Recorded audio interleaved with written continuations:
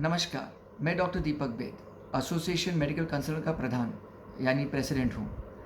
आज के माहौल में, कोरोना के माहौल में लोगों के मन में डर बैठ गया है। ये कहना ज़रूरी है कि कोरोना हमारे साथ कई महीनों तक रहने वाला है। डर के कोई फ़ायदा नहीं। 90% लोग ये बीमारी से अपने आप बाहर आ रहे हैं, बिना कोई इलाज के, बिना कुछ, क्योंकि ये वायरस का इन्फेक्शन है। अपना शरीर की ताकत उसे खुद अपने आप बाहर निकाल रही है। तो 90% लोग क्योंकि अपने आप ठीक हो रहे हैं, तो डर के मतलब नहीं है। इसके लक्षण क्या है वो हमें ध्यान रखना है।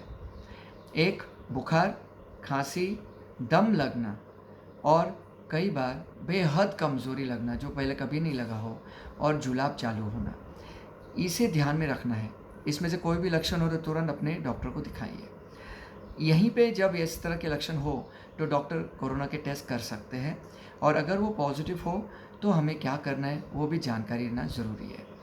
हमें डर लग जाता है, जैसे कि रिपोर्ट पॉजिटिव आए हम डर जाते हैं कि अभी क्या करना है, बिस्तर के लिए भागदौड़ चालू हो जाती है। पहली बात तो ये है कि सभी पेशेंट को एडमिट करने की ज़रूरत नहीं है। मेजॉरिटी यानी ज़्यादातर लोग घर पे ही इलाज कर सकते हैं। तो एडमिट करने की किसको ज़रूरत है? एडमिट करने की उनको ज़रूरत है जो एक बहुत ही तकलीफ़ में है, यानी कि दम लग रहा हो, श्वास चढ़ रहा हो, क्योंकि ये पेशेंट को जान को खतरा है। सिर्फ कमज़ोरी, सिर्फ बुखार, सिर्फ खांसी, सिर्फ सर्दी के लिए एडमिट करने की ज़रूरत नहीं है। दम लगना ज़रूर अपने को एडमिट करने की ज़रूरत पड़ सकती है अगर उनकी ऑक्सीजन 95 के नीचे हो, और अगर दूसरा 60 साल की उम्र के पेशेंट हो, तीसरा उनको ब्लड प्रेशर, डायबिटीज़ या कोई बीमारी हो और चौथा जो अहम चीज़ है, कई बार कई लोगों के घर में बाथरूम नहीं है, तो वो एक से दूसरे को बीमारी फैला सकती है। इन लोगों को एडमिट करने की ज़रूरत है। अगर कोई भी पेशेंट इनमें से नहीं फिट होते हैं, यानी कि छोटी उम्र के हैं, बिना कोई डायबिटीज़, ब्लड प्रेशर है, साधारण सर्दी खांसी है और घर में बाथरूम खुद की व्यवस्था है, तो उन्हें एडमिट होने की ज़रूरत नहीं है। सिर्फ हमें घर में ध्यान रखना है कि अपने घर में एक ही कमरे में रहना है, एक ही बाथरूम में, जहाँ पर अपनी खुद की बाथरूम हो, व्यवस्था हो, ताकि अपने घर में दूसरों को न लगे। अभी नियम ऐसा है कि जब तक लोगों को तकलीफ़ ना हो, घर वालों को भी, उनको टेस्ट करने की ज़रूरत नहीं है। सिर्फ हाई रिस्क लोग, हाई रिस्क कॉन्टैक्ट, जैसे बड़ी उम्र हो, डायबिटीज़ बड़े, उनको टेस्ट करने की ज़रूरत पड़ सकती है। दूसरी बात, जिसे भी अगर बीमारी लग गई है, उन्हें वापस टेस्ट करने की ज़रूरत नहीं है, अनलेस उनको तकलीफ़ बढ़ रही हो या एडमिट हॉस्पिटल में हो, तो डॉक्टर खुद उनके टेस्ट करेंगे। वरना जो पेशेंट जिनको पॉजिटिव आया है, उनको अभी जो नियम के हिसाब से वापस टेस्ट करने की ज़रूरत नहीं है। उन्हें 14 दिन के लिए आइसोलेशन में रखना ज़रूरी है, ये मेन है। अभी एक व्यवस्था ऐसी आ गई है, एक प्रॉब्लम ऐसी आ गई है कि जो समझो दम लग रहा है, श्वास चढ़ रहा है और रिपोर्ट आना बाकी है, या रिपोर्ट नेगेटिव है, तो क्या करें? अभी किसी को भी अगर पॉजिटिव रिपोर्ट आए तो 1916 पे आप फ़ोन करके बिस्तर की व्यवस्था कर सकते हैं जिनको तकलीफ़ हो।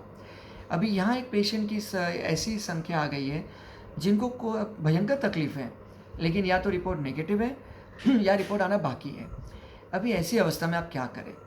पहली बात तो ये है कि इस अवस्था में पहुँचने से पहले ही अपने आप का ध्यान रखो, ताकि इस अवस्था में न पहुँचो। टेस्ट जल्दी करो ताकि जल्दी रिपोर्ट आए, और डॉक्टर भी देख सकते हैं कि दम लग रहा है, श्वास चढ़ रहा है, तो तुरंत रिपोर्ट निकाल सकते हैं। लेकिन 1916 इन लोगों को बेड नहीं दे सकती, क्योंकि उनका रिपोर्ट पॉजिटिव नहीं है। दूसरी तकलीफ हो जाती है कि कोविड पेशेंट हॉस्पिटल इनको जल्दी से लेता नहीं है, और नॉन कोविड हॉस्पिटल जिसमें कोरोना के पेशेंट नहीं एडमिट है, उनको भी दिक्कत हो जाती है कि अगर वो कोविड पेशेंट को एडमिट कर ले तो दूसरे पेशेंट को इन्फेक्शन लगने का डर रहता है। ये पेशेंट अटक जाते हैं। दिक्कत ये है कि गवर्नमेंट ने इस पे गौर नहीं किया है, और हम लोग जो डॉक्टर लोग हैं इसके लिए दो तरीके अपनाते हैं। जो पेशेंट का भी रिपोर्ट नेगेटिव आता है, उनके लिए हम लोग एक्सरे या सीटी स्कैन निकाल लेते हैं। सीटी स्कैन में अगर कोरोना जैसे आया तो हम लोग उसको कोविड हॉस्पिटल में ही भर्ती करने के लिए जिद करते हैं, और चाहते हैं कि कोविड हॉस्पिटल में ही भर्ती हो। आईसीएमआर हो या गवर्नमेंट हो, उनको थोड़े रूल में तब्दीली लानी पड़ेगी वो पेशेंट के लिए, क्योंकि 30 से 40% पेशेंट का रिपोर्ट नेगेटिव आता है अगर पॉजिटिव होने के बावजूद। तो इसमें हम क्या कर सकते हैं? जैसे ही आपको दम लगे, श्वास चढ़े, तो पहले ये करो कि नज़दीक के अपने हॉस्पिटल में जाओ। अगर नज़दीकी हॉस्पिटल आपको बताए कि नहीं, आपका ऑक्सीजन कम है और डाउट कोरोना का है, तो या तो कोविड हॉस्पिटल में आप चले जाइए, जहाँ पर ट्रायज करके एरिया रहता है, जहाँ पर कोविड हॉस्पिटल आपको एडमिट कर सकती है। वहाँ पर रिपोर्ट की व्यवस्था करते हैं। अगर पॉजिटिव हुआ तो बाकायदा कोविड एडमिट में एडमिट कर देते हैं। नेगेटिव भी आया और लेकिन दम लग रहा है, श्वास चल रहा है, एक्सरे सीटी स्कैन में कोविड आया, तो वो लोग आपको कोविड की तरह ही इलाज करेंगे। लेकिन ये जो बीच का रास्ता है, जो हम लोग डॉक्टर को मालूम है किस तरह से इलाज करना है, कहाँ एडमिट करना है, लेकिन गवर्नमेंट को भी इस पर थोड़ा ध्यान देना ज़रूरी है, क्योंकि 1916 जो व्यवस्था है वो सिर्फ रिपोर्ट पॉजिटिव पेशेंट को ही लेते हैं। अगर सीटी स्कैन पॉजिटिव हुआ या एक्सरे में डाउट पैदा किया या ऑक्सीजन कम हुआ, तो भी 1916 की जिम्मेदारी होनी चाहिए कि उनको भी एक बेड व्यवस्था करने की कोशिश करना है। स्पेशली वो पेशेंट जिसका ऑक्सीजन 95 के नीचे हो, 90 के नीचे हो, उनको व्यवस्था करना की बहुत ज़रूरी है, क्योंकि ये पेशेंट डर डर की भटके खाते हैं और उनको तकलीफ़ होती है। धन्यवाद।